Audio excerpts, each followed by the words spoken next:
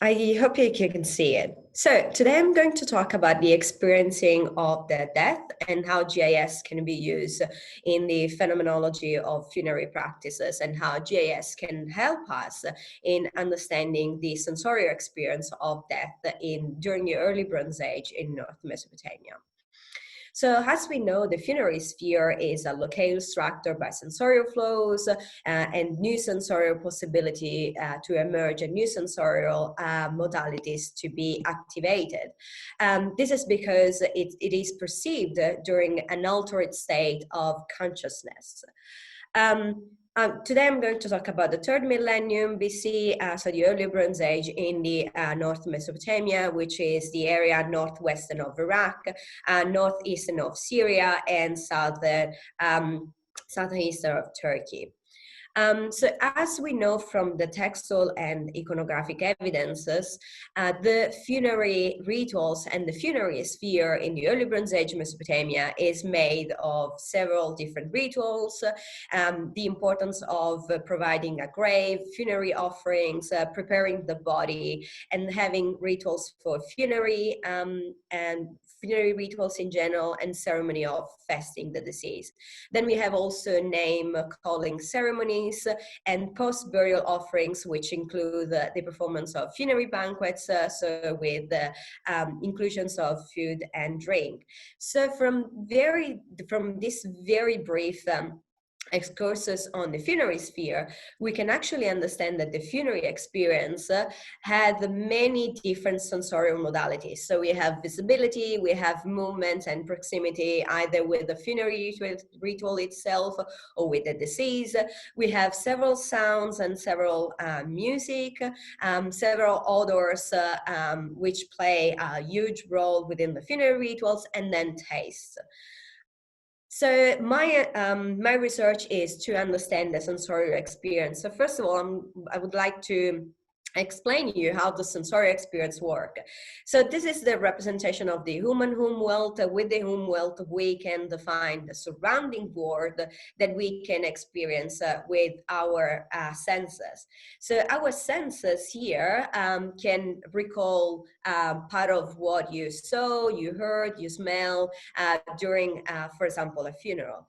So for example, the sight has 100 milliseconds of recall, and the sounds has 3 to 4 seconds of recall. But what is interesting is that the taste and smell have 5 seconds of recall, which is huge. So after you experience something with your senses, and then you can recall at this moment, the senses will trigger an emotional response, and then the emotional response trigger your sensory memory.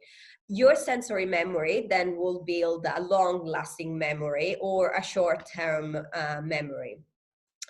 So these are the impacts of sensorial modalities within the funerary sphere. I'm not going through everything because I have time limits, but I will just tell you that the necropolitics and the sensorial aspects of the funerary rituals are very important and very linked together. So analyzing the sensorial aspects is very important to understand the necropolitics behind and the social complexes behind the funerary sphere.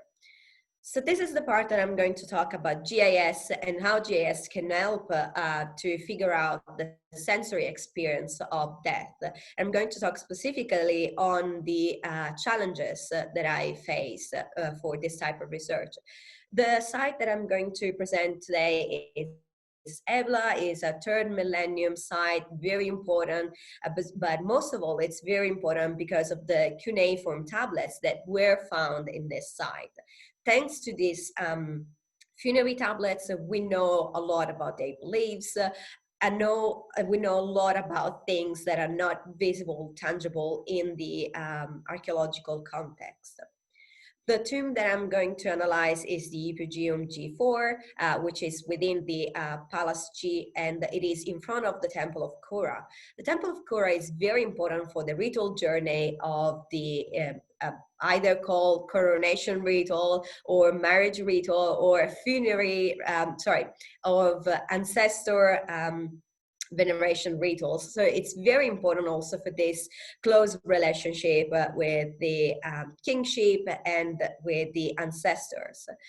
The first challenge that I faced in reconstructing the sensorial experience of death was to reconstruct the past landscape and the past land cover, or the most close picture of a past landscape and land cover. So the most difficult task was due to the large presence of gems in Syria and Turkey. So you can actually see that here there is a representation of the change in the landscape due to the Ataturk Dam.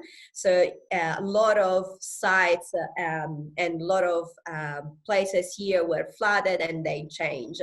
You can actually see the change of the Euphrates rivers and the red and the purple lines figure the Euphrates River as it was in the past times. So it created a very different landscape. So I had to use a combination of modern data and historical maps, such as the Soviet and the British maps, to create DEMs and land covers, and of course site maps specifically for each of the archaeological sites that I analyzed. The second challenge, and from now on we have challenge related to the census itself, was the site. I had to say that site was very easy to analyze because the visibility tool is a very old tool, still very useful. So this is the site at Ebla, so that means that in the black spot, if you are in the black spot, you can actually see the palace and the Temple of Kura. The third challenge was analyzing the sense of touch. In this sense, I analyze the proximity, so how close you are with the funerary remains in a normal 24 hours in a normal day. But the challenge was what criteria to use to put in the GIS this data and analyze the proximity, so how close or how far you are in a day. I use a multi-criteria cost distance analysis, and I use different criteria such as the topography, so the terrain, and the land cover as well. So for cost, we intend the time to travel, but also the effort that you have to make to reach one place. And so the higher is the effort, the higher is the cost, the most likely is to you be there in 24 hours. This is the proximity of Ebla in 24 hours. So you can intend these blue lines as the most long distance that you can travel in one day. So that means that if you are in pastoral activities or in agricultural activities, during your normal day, you will be more or less in these blue lines, and so still quite close to the funerary place. The fourth challenge was hearing, so the understanding of how far the sounds was spreading and the different sounds of music. Hearing was very difficult because the sounds propagation depends on a range of different variables. These variables can be found here. So when I try to trace the sound with GIS, I had to put lots of information about the sound source, how high was the sound source, the topography and land cover again, and then lots of information about the sounds itself. So the frequency, the sound level of the source, the distance, and then lots of information about the temperature, because we know that the temperature and the climatic condition affect the spread of sounds. So we have information about wind, wind speed and direction, humidity, and climatic information as well. Another important information was the ambiental sound. What's the ambiental sound? So while I'm speaking, you can hear silence behind me, but you can also hear my computer, for example, or the birds outside singing. So all of this noise are called the ambiental sounds. So the sounds that it's surrounding. So I perform the analysis using all of these parameters using GIS, and for a lot of musical instruments such as drums, lyres. So we know from textual sources of Ebla and from other cities around Ebla that in Ebla there were performed several musical instruments such as lyre, drums, and other percussion instruments, but also they were singers. So the voice of a male or the voice of a female, and the lamentations. So music was a very important part during the old daily life of Ebla, but also during the funerary rituals. I'll show you very briefly a few of my analysis, a few of my results. So this is the spread of a narrator voice. So if you have one person here talking very loudly and during the ritual, you can actually hear the person all along this area. I have to say that though you can hear the speaker in the red area only if the ambiental sound is very low. So that means that if you have a bird singing near you, you will not be able to hear that. One thing that is very important, so I'll show you the others. So the female singer trained while singing, and this is the male singer, and this is the choir for female. What is important is that the spread of these sounds sometimes spread over the actual archaeological site itself. So what this can mean is that if you're here, for example, or here, involved in agricultural activities or involved in normal daily routine activities, you will still be able to hear the funerary rituals. So that means that you can either actively participate in the rituals, performing the rituals, or you can stay in this place, mind your business, and still be passively involved in the funerary rituals. This is the spread of a lyre, and this is the spread of horn. You can actually see that it can be carried very far away, and also more far away than the site itself. The most challenging sense that I studied is the sense of smell. I have to say that also it's not challenged just because it is affected by so many variables, but also because there is a very little literature, especially in archaeology, about this sense. There is only one other study that's used GIS to study the smell, but that analysis, that study didn't look at at analyzing the spread of smells. So I had to face several challenges. So these are the parameters that I used to perform an analysis of the smell. So we have the type of smell, first of all, the emission rate, and then the gas exit temperature and velocity and exit flow rate. And then we have, again, a lot of information about the temperature, humidity, wind speed, and direction. These smells, the analysis of smells that I performed for Ebla are these three, so the cremation of human body, incense, and funerary banquets. So this is the spread of the smell of the incense, which was very used during the funerary rituals. This is the spread of funerary banquets, and this is the spread of cremation. You can actually see that cremation spreads very far away within the site itself.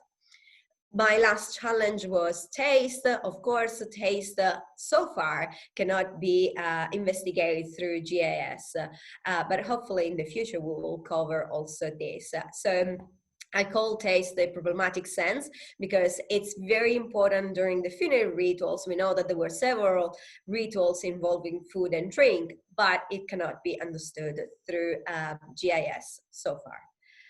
these are my conclusions. So my first conclusion is that there is more than one sensory experience associated with the funerary arena. So we saw that there are different smells, different musics or sounds. There are also different types of visibility and intervisibility. And also what we notice, especially with the sounds and so on, that there is an active and passive experience of death. So if you are actively participating in the rituals of funerary, yeah, you are there, you can experience very close. But also, if you are minding your business, doing your normal daily activity routine, and being still in that area where you can see, smell, hear, and so on, you are passively experiencing their death. And this might have important social implications, social and political implications. So this is just a very small overview of what I said before. So we have a stimulus, then processing information through your emotions, through your sensory experience, which trigger cognition memory, and which trigger also an emotion evaluation. This then trigger a short or long-term memory experience of that event, but also of your community, of how the community responds to these tragic events that human life have to face. My last conclusions are that GIS, despite the challenges that I show you today, it's still a valuable tool to study the past landscape perception and to study the sensorial experience of death, but also the sensorial experience in general. And then my last comment is on the sensory archaeology, like more broadly, that is held in, I think that sensory archaeology is able to provide more information for the archaeological interpretation, and it's able to provide new and vital information on the past societies, on their political aspects, economic aspects, social aspects, and interaction. So sensory archaeology is a valuable place, but that needs to be more studied and look into that. So thanks a lot for your time, and I'll be here for questions. So please ask me questions. Thank you.